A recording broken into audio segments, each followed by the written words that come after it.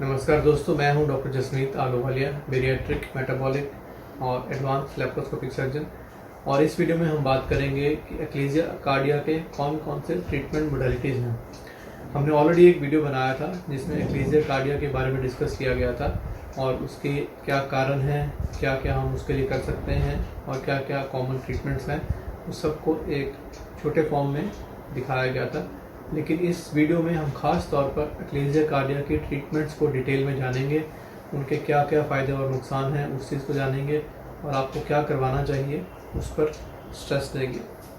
सो एक्लीसिया cardia basically एक बीमारी है जिसमें हमारा लोअर ईसोफेजियल स्फिंक्टर, यानी जहाँ फूड पाइप और स्टमक का जंक्शन है, उसमें बहुत कंट्रैक्शन हो जाती है। वो फूड को आगे पास नहीं होने देता और जो फूड पाइप है उसमें जो मूवमेंट है, जिसे हम पेरिस्टाल्सिस के नाम से जानते हैं, वो कम या एब्सेंट हो जाती है।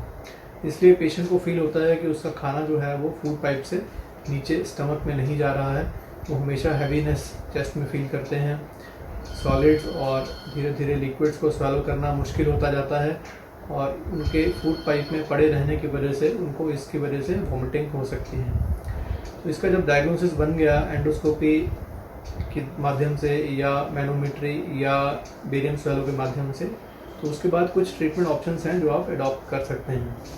तो जो सबसे सिंपल ट्रीटमेंट सबसे पहले उभर कर आती है वो है एंडोस्कोपिक बलून डायलिटेशन, यानी कि एंडोस्कोपी करके आपके मुंह से एक पाइप यानी एंडोस्कोप जिसके साथ एक कैमरा अटैच होता है उसे इंसर्ट करके जो स्फिंक्टर टाइट हो गया है वहाँ पर एक बलून को इन्फ्लेट किया जाता है एक स्पेसिफिक प्रेशर तक, जिससे कि जो उस जगह की मसल्स हैं वो एक कंट्रोल्ड वे से ब्रेक होती हैं और ये रास्ता खुल जाता है। सो इसका जो स्ट्रेट फॉरवर्ड एडवांटेज है वो तो ये है कि इसमें कोई भी एज सच सर्जरी इन्वॉल्व नहीं है। एंडोस्कोपी के माध्यम से ही ये बैलून इस जगह पर इन्फ्लेट किया जा सकता है और ये ट्रीटमेंट किया जा सकता है। लेकिन अगर आप इसको दूसरे नज़रिए से देखें तो एक ये छोटा सा ऑपरेशन के बराबर ही है। इस बलून जिसको इंसर्ट किया जा रहा है वो आपके मसल्स को ब्रेक कर रहा है और इसमें एक थोड़ा सा रिस्क इन्वॉल्व रहता है कि अगर ये बैलून ज़्यादा इन्फ्लेट हो जाए या ये जगह इस प्रेशर को सहार ना पाए तो इस रीजन से इसोफेगस या जो उसका जंक्शन है वो फट सकता है और सिवियर कॉम्प्लिकेशन हो सकती है या फिर कुछ केसेस में ब्लीडिंग हो सकती है। लेकिन जो दूसरा इसका मेजर डिसएडवांटेज है वो ये है कि इनमें बहुत सारे पेशेंट्स में ये एक्लेजिया या जो खाना रुकने की प्रॉब्लम है ये फिर से हो जाती है।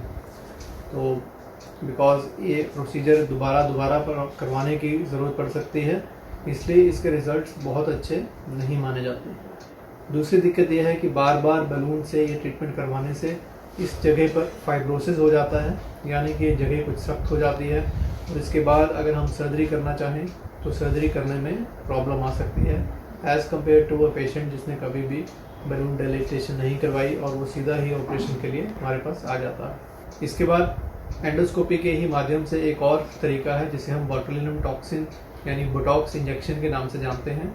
जो मसल एक्लेजिया में टाइट हो गई है उस मसल में एंडोस्कोपी के माध्यम से एक बोटॉक्स का इंजेक्शन लगाया जा सकता है जिससे वो मसल रिलैक्स हो जाएगी और ये जो सिम्टम्स हैं खाने रुकने के वो कम हो जाएंगे। लेकिन इसमें भी ये प्रॉब्लम है कि ये इंजेक्शन का असर कुछ देर ही रहता है और कुछ महीनों के बाद ये फिर से आपको प्रॉब्लम दोबारा हो जाएगी और फिर आपको एक नया ट्रीटमेंट करवाना पड़ेगा। सो उन केसेस में हेल्पफुल हैं जो पेशेंट्स किसी भी सर्जरी के लिए बहुत अनफिट हैं, बहुत ज़्यादा बीमार हैं, उन केसेस में कुछ टेम्पररी रिलीफ के लिए ये किया जा सकता है। इसके बाद अब एंडोस्कोपी के माध्यम से एक नया ट्रीटमेंट उभर कर सामने आया है पिछले कुछ सालों में, जिसे हम पोएम के नाम से जानते हैं, यानी पर ओरल एंडोस्कोपिक मायोटमी।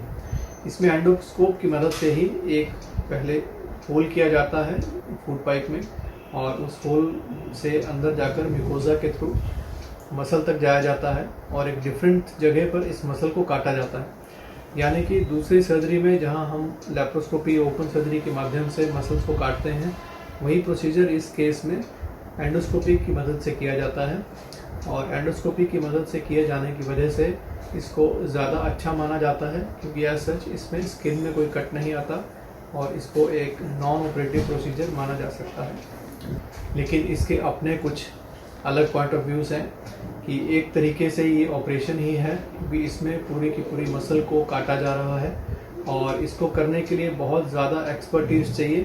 ये जो स्कोप मुंह से डाला जाता है ये फ्लेक्सिबल स्कोप है, इसमें एक ही इंस्ट्रूमेंट अंदर जाता है और कंट्रोल बहुत महीन चाहिए, नहीं तो इस ऑपरेशन में ब्लीडिंग हो सकती है, परफोरेशन हो सकती है और कॉम्प्लिकेशन भी आ सकती हैं।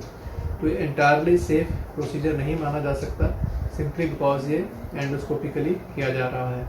और दूसरी जो मेजर प्रॉब्लम इसमें ये है कि जब ये स्फिंक्टर या मसल को काट दिया जाता है तो खाना नीचे तो आराम से जाएगा ही, लेकिन वो रिफ्लक्स होकर वापस आपके फूड पाइप की तरफ भी बड़े आराम से आ जाएगा, क्योंकि अब ये मसल या स्फिंक्टर को ब्रेक कर दिया गया है, इसको मसल को काट दिया गया है।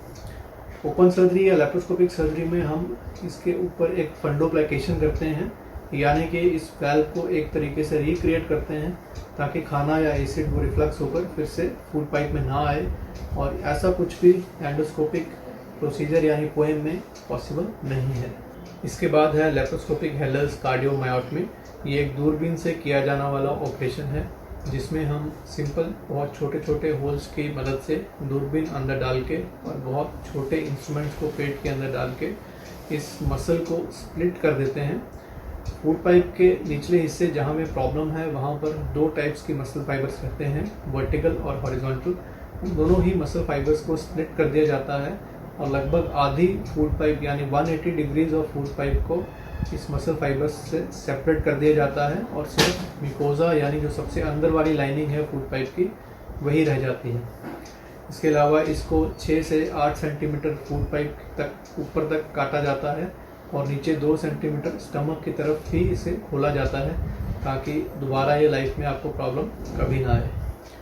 इस प्रोसीजर के बाद एक फंडोप्लाइकेशन भी की जाती है जो डॉर और टूपे दो टाइप्स की होती है, ताकि बाद में इस प्रोसीजर के बाद जो रिफ्लक्स है यानी खाना और एसिड का वापस फूड पाइप की तरफ आना वो ना हो। सो लेप्रोस्कोपिक हेलर्स कार्डियोमायोटमी विद डॉस फंडोप्लाइकेशन यही आजकल का गोल्ड स्टैंडर्ड ऑपरेशन है पिछले बहुत सालों से, और सबसे अच्छे रिजल्ट इसी ऑपरेशन के पाए गए हैं। काफ़ी सेफ है और एक वन शॉट ट्रीटमेंट है अक्लेजिया का। इसको कराने के कुछ घंटे बाद ही पेशेंट लिक्विड ले सकता है और वो अपने सिम्टम्स को इमीडिएटली जाता हुआ फील करता है। शाम को जब पेशेंट लिक्विड्स लेता है तो उसे इमीडिएटली रियलाइज़ होता है कि जो पहले रुकावट आ रही थी वो अब नहीं आ रही। इस ऑपरेशन करने के लिए कोई भी बहुत स्पेशल इंस्ट्रूमेंट की ज़रूरत नहीं है और कोई भी सर्जन जो लेप्रोस्कोपी में अच्छे से ट्रेंड है वो कर सकता है। बहुत ज़्यादा एक्स्ट्रा ऑर्डिनरी स्ट्रेंथ या ट्रेनिंग की ज़रूरत नहीं है और ये वाइडली अवेलेबल है थ्रू आउट द वर्ल्ड। पिछले बहुत सालों से ये ट्रीटमेंट की जा रही है और बहुत सारे पेशेंट्स इसकी वजह से अपनी नॉर्मल लाइफ जी पा रहे हैं। सो आई होप कि ये वीडियो देखकर आपको काफ़ी इन्फॉर्मेशन मिली होगी अक्लेजिया कार्डिया के डिफरेंट ट्रीटमेंट्स के बारे में, और इसके बाद अब आप अपना डिसीजन ज़्यादा अच्छे से ले पाएंगे। Thank you.